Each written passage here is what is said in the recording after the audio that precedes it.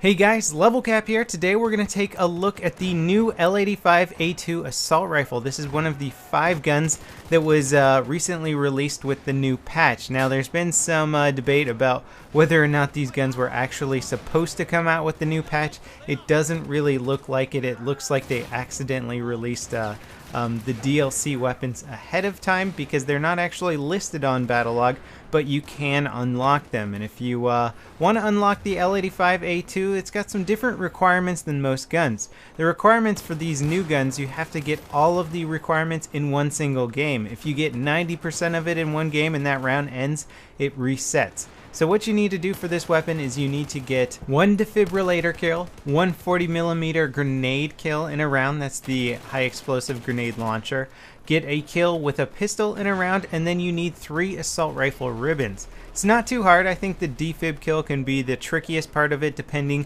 on what kind of game you're in. If you're in a game that has snipers and that sort of thing, it's pretty easy to sneak up behind somebody and get your defib kill. Just remember to charge up those defibs before you zap them. Now, I've always been a big fan of the L85. It's a very iconic bullpup weapon. It's a British assault rifle, and this new one for Battlefield 4 has got a rail system on the front end. Instead of having that standard green handguard that I think a lot of people are used to seeing on this weapon, we now have a black rail system, which is much more realistic if you're going to be modifying this weapon with grips and lasers and all sorts of accessories. Now, Simthic.com does not yet have stats for this weapon. They're working on it as we speak, and hopefully within the day or within a few days they'll have stats for it and we can sort of analyze the heck out of it. But until then, I can give you a pretty good report on how it feels. I've unlocked most of the attachments for this weapon and experimented with pretty much all of the attachments, and I will say that the only way I was able to get this gun shooting in a state where I was actually enjoying it was with the stubby grip and muzzle brake. The recoil on this gun just seems to be a little bit erratic, and I was having a very hard time using it at medium and longer ranges initially. Once I unlocked that stubby and muzzle brake, I was actually able to get some kills with it, and people were saying how the L85 was OP and stuff in the server, which I found to be funny because I'll be honest, I'm not a huge fan of the way that this gun currently performs. The reload time just seems to take forever and a day, and since it's not very effective from the get-go and you have to unlock tons of stuff for it before it seems to be a decent weapon, it really isn't the greatest gun overall. Now, I'm going to try not to get into too much technical stuff with this because maybe there is some sort of aspect of it that I'm overlooking, and that's honestly what's so great about having gun stats available is that you can see, oh my god, it's actually got great hipfire accuracy. If I just put an ergo grip and a laser sight on here, I can just hipfire all day. You know, so stats will help out with that and try and figure out how I can get this gun to perform better. My initial reaction is that I'm not crazy about it, but that doesn't mean to say it doesn't have a future in Battlefield 4. Now, if you guys weren't aware that you could unlock 5 new guns with this latest patch, you're probably going to want to know how to do that because it's not listed in Battlelog anywhere, and the only way you can really figure it out is if you actually complete some of the requirements. Your assignments tab at the end of a round will actually tell you how close you got to unlocking your gun.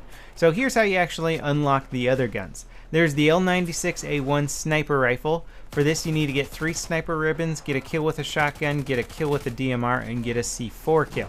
Then there's the MTAR carbine, which I'm going to have a video on tomorrow. Carbine, whatever you guys want to say.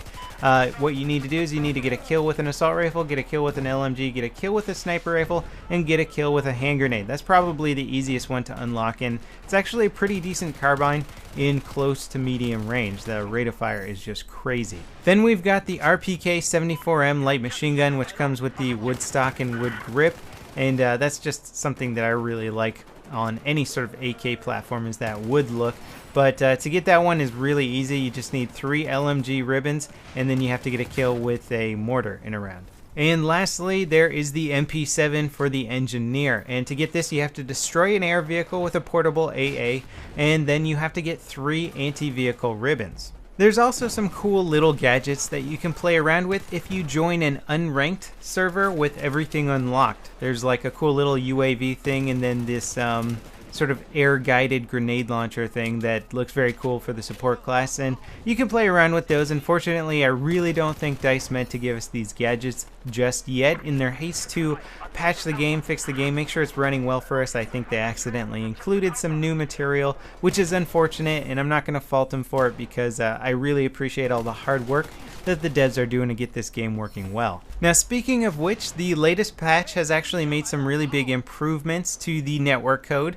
I'm not saying the network code is great now, but it's a huge upgrade compared to where it used to be. So you can actually play, there's far less dying around corners, you can snipe with sniper rifles, DMRs are becoming more usable, I still don't like them. Bolt action sniper rifles are actually a lot of fun to use. I've been playing around with the L96 and definitely wrecking some people with that gun. Client side crashes have been reduced. I haven't really seen any more server crashes. There was an issue when the patch first came out where servers were crashing after every game, but that has now been fixed, and so the game is in a much more playable state, a much more fun state right now. We still have some kind of big bugs like the sound issue that I know a lot of people are experiencing.